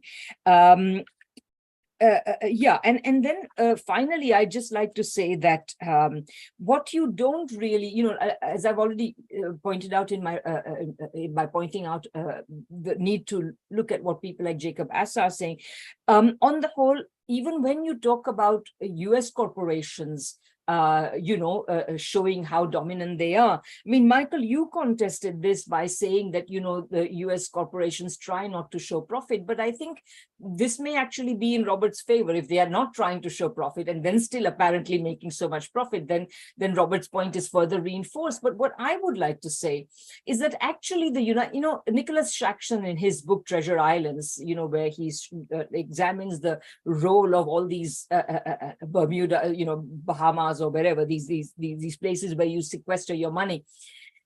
In this book, he says that, of course, the UK is the biggest treasure island in the world. And I would say that the United States in recent decades has been, on the whole, essentially following a UK-style financialization strategy. And so it has also become a treasure island. So in a certain sense, I would say that it would be interesting to see whether companies do not have a tax incentive in reporting higher profits in the United States. I think that that would also have to be taken into account. And finally, also, this statistic that you are sharing, which is compiled by Forbes, which says, these are the top 2,000 companies and so on. In these top 2,000 companies, this statistic is arrived at, it's from what I understand, by using a combination of assets, size of assets, market value, profits, sales, things like that. But certainly in the calculating the size of assets, and certainly in calculating market value, and possibly also in profits, the role of financialization is not taken into account. I mean, if you see how absurdly high the market valuation of US corporations is today, how completely out of whack it is from the actual value of these corporations and the profitability of these corporations, which we saw particularly during the pandemic, when the economy was tanking and stock markets were going in the other direction. All of this is the result of vast quantities of money creation that we saw. We have seen actually over the last decade and a half, since the 2008 financial crisis. And I would say, in fact, going back earlier, Michael and I sometimes dispute this, but I think that easy monetary policy actually began under Alan Greenspan early in the 21st century. And then he was forced to interrupt it by increasing interest rates to about 5% in the mid 2000s, which basically became the needle that pricked the housing and credit bubble. But anyway, all of this, and plus also, of course, Greta Krippner's a very interesting, now quite old analysis, but I'm sure it's still valid, about the financialization of productive corporations. So the extent to which the profits are made out of finance should also be looked at. So all in all, I would say that this is the broader frame within which I would examine these statistics that you showed. Finally, because you don't pay attention to financialization, which, those of most of the people who do tend to pay attention to it from a critical point of view, regarding it as something highly problematic. So you are not necessarily paying attention to, the underlying productive capacities and technological capacities and so on. And there is, the very famous report by ASPI, which is, I think, the it's an Australian outfit that is very pro-war and so on. I think Australian Strategic Policy Institute. And their report says that China has a global lead, according to them, in 37 out of 44 technologies which they are now tracking, covering a crucial technology field spanning defense, space, robotics, energy, the environment, biotechnology, artificial intelligence, advanced materials, key quantum computing areas. Now you may say that, an organization like ASPI is trying to be like a Cassandra, it's trying to predict what it wishes to prevent. Fine, it may be so, but certainly that's what they are saying. And I think on the ground, I think both Ruslan and Michael have emphasized the extent to which the US strategy in recent decades has actually been to not be a maker, but to be a taker. And this already is, vis-a-vis the whole world. So this already, while it may for the moment show that, the profits that you are showing is part of the taking, but this taking is based on an extremely volatile and unstable foundation, which we are now seeing the earthquake that is taking place in this foundation. So those are, I guess, some of my, and I guess I should say one final thing, which I think was both you and Jayati raised this question. So, you say, well, is China socialist? So obviously, my usual answer to this question is, yes, there are many capitalists in China. Yes, in China, there's also a lot of inequality. Yes, these capitalists are some of the biggest corporations in the world. Yes, these capitalists are also members of the Communist Party. But, and this is the point Jayati also made, and it's just, she sees this as not a sign of socialism. And so we are maybe getting into a bit of a semantic debate. But I think, to me, the most important thing about China is that in China, the reins of policy are not held in the hands of the collective corporate capitalist class. They are held in the hands of the party state. Now, you may find many faults with what the party state is doing, whether it's socialist, whether its policy is sufficiently socialist or not. But the fact of the matter is that it seems to me, and I'm happy to discuss this further, and I will revise my view in light of what you say, but it seems to me that the party state it has in its own interest the need to maintain its legitimacy within the country. And today, from what I can see, it has vast legitimacy, far greater legitimacy than the governments of so-called democratic countries in the Western countries. And in order to maintain this legitimacy, which is, by the way, also an important resource for the Chinese, in terms of expanding its capacity to do things, the party state has to do certain minimal number of things that are socialistic. And I think that this is, to me, this is what makes China socialist. I'll come back to that point a little later as well. But these were my responses to Robert's question. With Victor Gao, of course, I agree with a lot of what he said. I believe that manufacturing matters. At the end of the day, you cannot just be a taker. You also have to be a maker. I was also particularly agreed with the points he made about advances in military technology, because to me, it demonstrates another really interesting aspect, perhaps shall we say contradiction, of the US situation, where the US spends more on its military than the next XYZ, whatever it is, dozen, 20, 24, however, it depends on the year in which it's measured, states combined. Fine, so you're spending all this money, but in fact, you cannot get your military industrial complex to make the weapons that will allow you to win any wars. I mean, right now, China and Russia are producing weapons that are far more technologically sophisticated, from what I understand. I'm not a military technologist, but I try to read about this as much as I can understand. And they are producing these weapons, which the US is coddled military industrial complex cannot produce. When Putin announced announced that Russia can now make hypersonic missiles and that they have demonstrated it, this was back in 2018. Apparently, the Pentagon had a Sputnik moment. That is to say, the Russians are once again ahead in a very important technology, which the Americans still have not been able to replicate, precisely because their military industrial complex does not exist to produce effective weapons. It exists to swallow government largesse.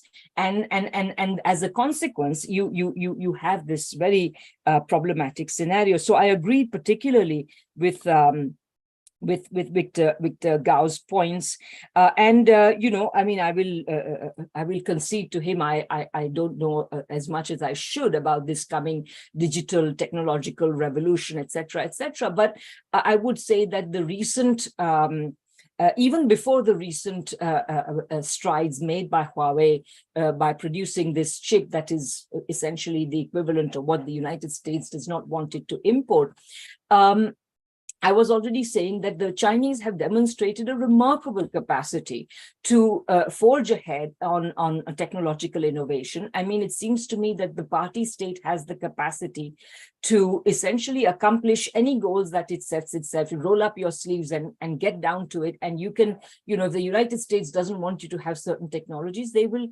make their own. I mean, this is, you know, at the end of the day, technologies in the US are produced by human beings.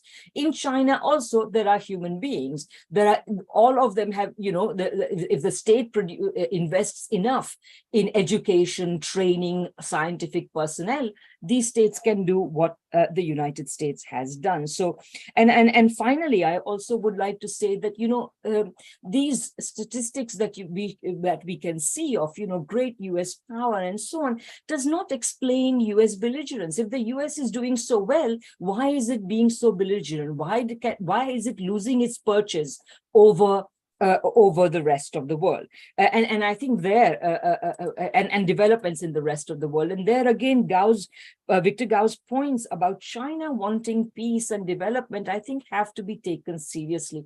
Again, Jayati said, you know, that China does not have the same imperial background and so on. And I completely agree with that. But I would also add further that actually what China has been doing is bending over backwards to achieve peace. And one can give various examples, whereas the United States has been leaning forward as much as possible into provoking and inciting war. So that's those were my remarks about Victor Gao. I would particularly like to thank Jayati for all her three major points that she made, which were very, to me, very thought-provoking, and I want to say something about them all. But I just want to correct one small problem and I agreed with an enormous amount of what Jayati said, of course, is that I actually do not argue that this is the end of the neoliberal era. I was wrong-footed once when 2008 happened. I published a column saying that this is the end of neoliberalism, and then I had to rethink my understanding of what neoliberalism was. Neoliberalism is not about markets. Neoliberalism is about the power of big corporations. For the last 40 years, we have had governments of both so-called right, the real right, and the so-called left, which have been devoted to nothing more than the advancement of the power of big corporate interests. That is neoliberalism. That is not going anywhere. And in fact, what I say in one of the chapters of my book, which is, I think, called Know Your Enemy, pseudo-civic neoliberalism versus neo-fascism, what I actually point out is that Western countries are today facing a prospect of either a transition to a new phase of neoliberalism. So to me, you know, you had classic neoliberalism in the 80s, you had globalization neoliberalism in the 90s, you had empire neoliberalism in the 2000s, you had austerity neoliberalism in the 2010s, and now we are going to make a shift so we could be making a shift to what I call pseudo-civic neoliberalism, in which what will happen is that the government, in the name of addressing pressing social problems and economic problems and so on, will essentially engage in public-private partnerships, or whatever they're called, depending on the country. In Britain, they're called private finance initiatives. They will essentially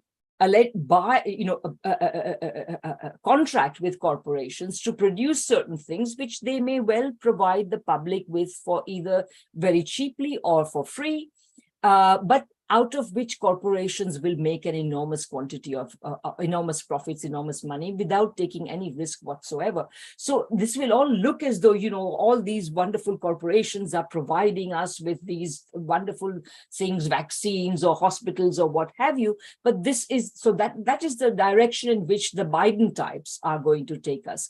But this completely forgets that 40 years of neoliberalism and the failures of the left in the neoliberal context have produced forces further to the right of this as well, so that you have the Trumpists, the neo-fascists, and so on. So today we are the transition to a new phase of neoliberalism, or something which is, I don't know whether it's worse or better, but it will certainly be a lot more chaotic, which is some kind of neo-fascist authoritarian type of alternative, which are the two options available to people today in Western countries. Also, I also agree with Jayati that neoliberalism has not died in third world countries. Unfortunately, as we saw in Brazil under Bolsonaro, or today with Modi in India, these governments remain committed to more neoliberal policies than they should, in a certain sense, than is good for these countries to advance productively, to advance economically. But nevertheless, they exist, and there are far too many such forces. But at the same time, I would like to say that the exhaustion of capitalism, its conversion into a decaying neoliberal, financialized, militarized form of capitalism it's basically not going to, it's less and less of an option in more and more third world countries. So they will be seeking alternatives, and as they seek alternatives, the example and the partnership of China will entice them, at least in a different direction. Obviously, China is different in one very critical respect. China has a revolutionary party state. It's not easy to invent revolutions. It's not a question of policy. There will have to be social and political changes in other countries for other countries to even begin to emulate what China has been able to do. And it is not at all guaranteed. But I would say that certainly the historical pressure is going in that direction. But historical pressure by itself is nothing. Human beings have to become conscious of the choices they face and make the right choices. That has to happen as well. So when Jayati says we are in the Western world anyway going into a new kind of neoliberalism, I agree. But I also think that for the rest of the world, the example and the partnership of China are there. And I've also said in writing that for other countries, just to partner with China may not be enough. They will have to learn to emulate China, to engage in industrial policy, to engage in state-directed development of the sort, Robert, that you have written about so much. Okay, so then Jayati's next point is that the pandemic is endogenous to capitalism. I actually agree. I think that's what you were saying, and I actually agree. I also think that climate change, I mean, if you look at, is endogenous to capitalism, particularly neoliberal capitalism, and this is evidenced by the fact that for any major index of showing environmental degradation, whether it's rising temperatures or rising pollution, loss of biodiversity, etc., any graph that you see takes a steep upward trajectory after circa 1980. So in that sense, neoliberalism actually, people often say that growth and environmental protection are not, they are incompatible. But the fact of the matter is, over the last 40 years, neoliberalism has given us low growth combined with high levels of environmental destruction. And in that sense, I agree that it is internal to this. And if Jayati knows, of course, much better than me what bodies, how bodies like the WHO operate and what they are thinking and so on. But I think that if the WHO thinks that climate change is going to bring us more climate change related pandemics, I would not be at all surprised. It is the manner in which capitalism is destroying the environment that is due to this. Finally, I've learned a lot from Jayati's writing exactly about this whole issue of whether price rises have been prompted by the Ukraine conflict and so on, food price rises. I think that she's right. Jayati has made a very important point that it's speculation that has raised the prices of food in the rest of the world.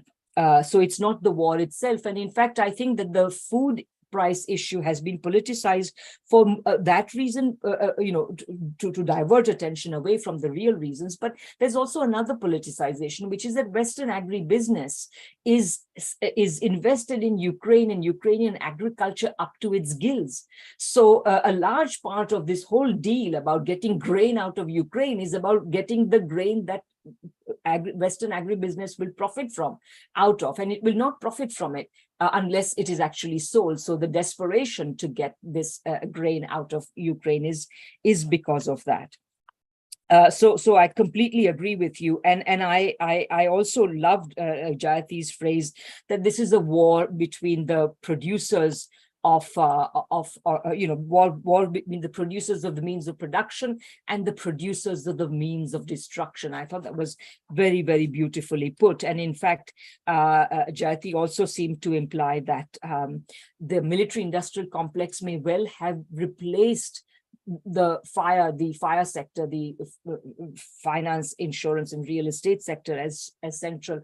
Although in my book, I've said that these sectors, as well as other sectors such as big pharma and so on, that rely on intellectual property right compliance, are all part of this core of the US, and which is partly what is making the US so militarily aggressive. Yeah. And then finally, Jayati raised the question of, is China socialist? And I would say that, basically, we can debate this till the cows come home. I think we agree, Jayati and I agree on the nature of the Chinese regime. I choose to call it socialist, and Jayati doesn't, which is then a semantic matter. But what I do feel is that as we live in a time when capitalism is visibly decaying, then the rest of the world, policymakers and ordinary people and people who are politically active will see that some other route is necessary than handing over the reins of the economy to a bunch of capitalists in your society. And as that route is taken, and hopefully it is taken in as democratic a way as possible, in ways that enhance popular power rather than diminish it, I think that we will be marching towards some kind of socialism. Yes, and then finally, Jayati did also say that she feels that China's relations with the rest of the world are not relations of where China is being a benign aid in development or anything, but rather that China is playing an extractivist role. But I've been very interested in this question, and I've read a lot about, particularly of the work that has been produced by Deborah Brautigam and her team at the the Center for Research in China. Anyway, it is CARI, C-A-R-I, China Africa Research Initiative. Sorry, that's the correct, at Johns Hopkins University. And I think that she has demonstrated that China's investments are not entirely focused on extraction alone. China also makes investments in production, in manufacturing, and so on and so forth. But I stand to be corrected if my sources are wrong. Further, then I would say that, and finally, I agree completely with Jayati's understanding of human progress. It is not about GDP, particularly now that GDP has become such a corrupted figure that does not really measure human welfare very significantly at all.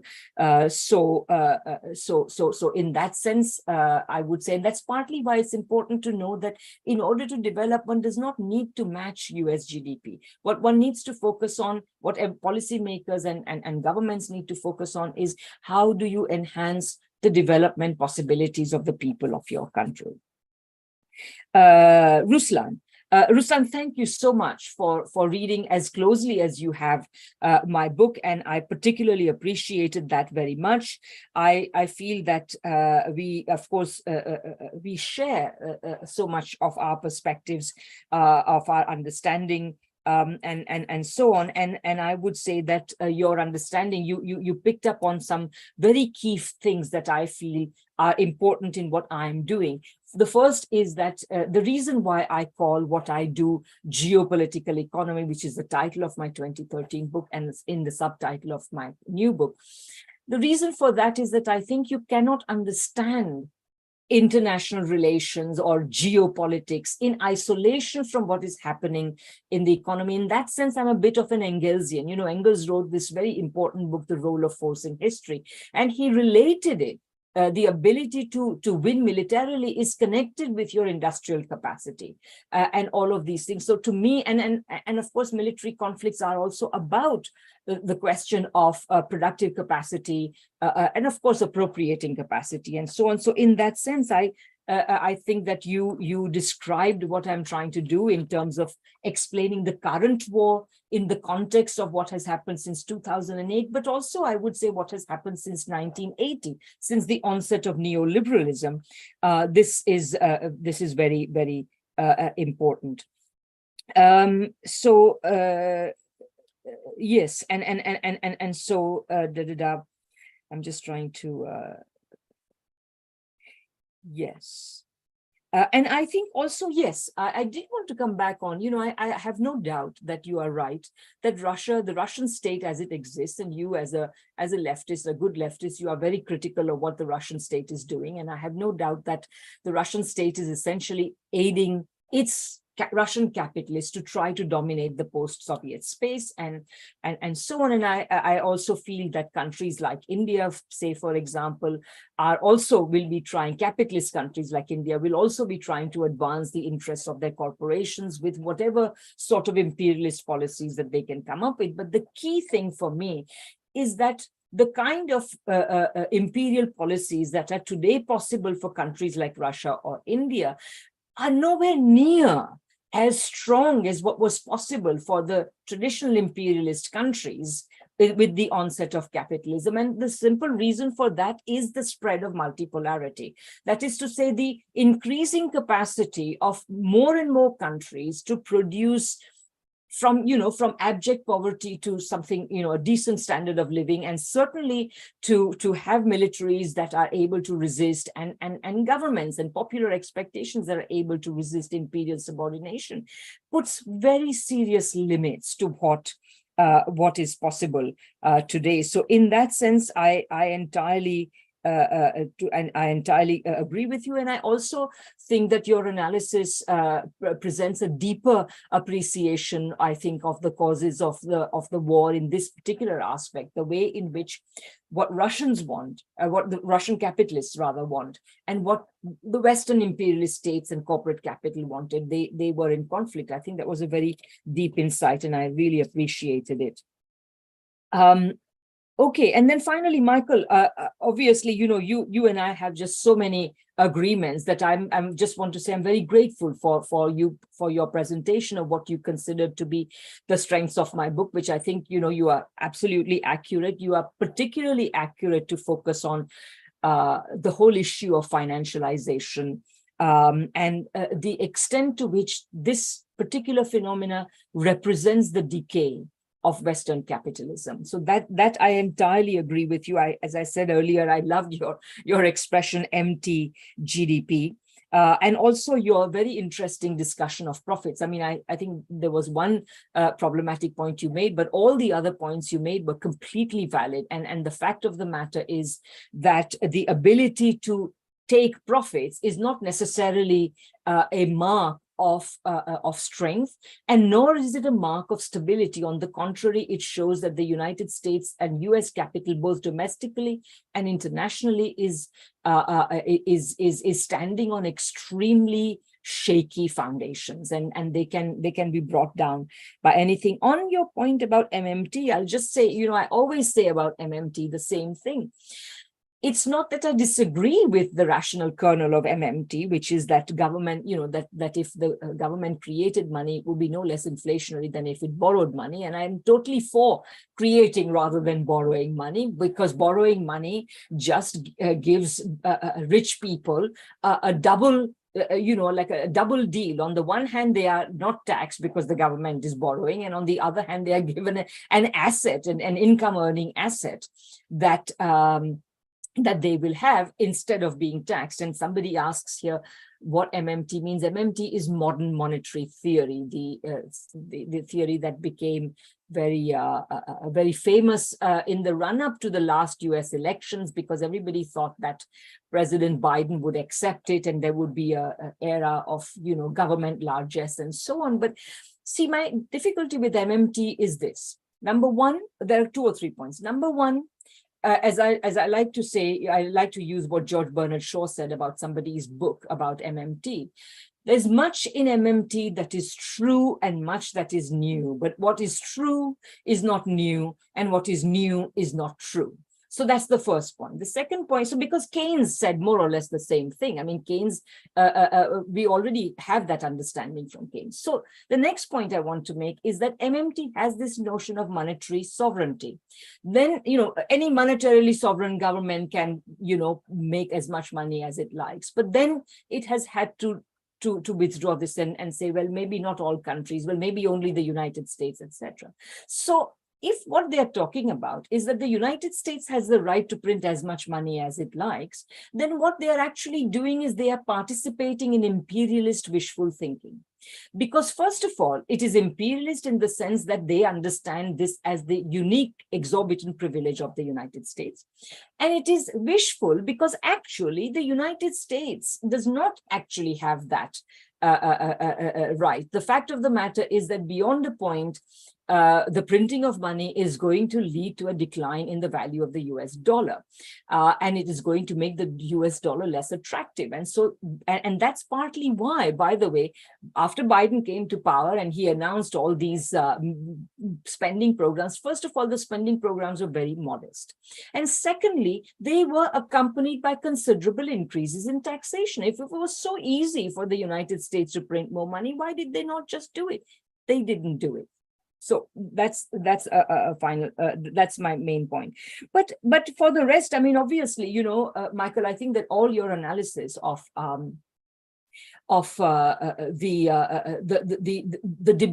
way in which the fire sector is undermining both production and consumption of necessary things in US life and elsewhere, I think is absolutely right. Your example of Thames Water was brilliant in showing how profits are made today. And I think that is also something we should factor in when we are thinking about, well, if US corporations are appropriating so much profit, that this is a great thing. No, this is happening in a way that is going to be deeply destabilizing, both in the United States and the US. And that's why I have taken these two, and the UK, sorry.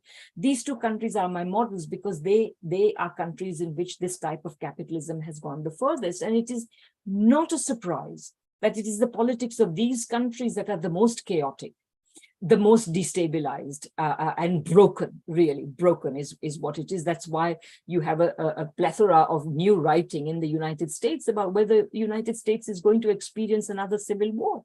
And who knows what's going to happen in the next year and a half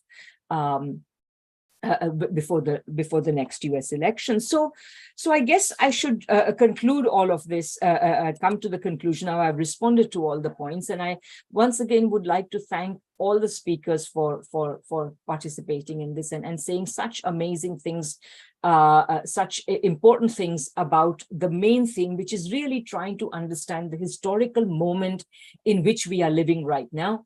And why we are experiencing such a plethora of crises. So, or rather than the crises of plethora, which was, of course, a term used about capitalism. So, thanks very much, and thanks again to the speakers and to Ben. Great. Well, Radhika, did you? We're already at over 2 hours, so I don't know if you wanted to continue the discussion, but did we want to give some space for further responses and discussion? I think if people would like, I'm fine with that. Great. Well, I noticed there was a pretty vibrant discussion going on in the comments, and Jayati had made a lot of good comments. I don't know if she wanted to chime in, and I know also that Robert, I believe, wanted to contribute. You had said so. I don't know if either. Ben, I'd have to leave now, so I'm afraid I can't add. But it was very interesting and great discussion. Thank you. Yeah. And I don't know if Robert is still with us. If I think he had to go. I think he had to go. Yeah. Mm-hmm. Well, any other speakers, if you would like to go ahead and respond, please do. It's difficult for me to figure out because they're not all together on Zoom, but feel free to go ahead and speak.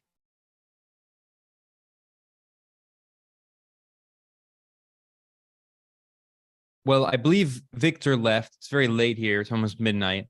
So that leaves Michael and Ruslan. I don't know if either of you wanted to say something, or if not, we can wrap up.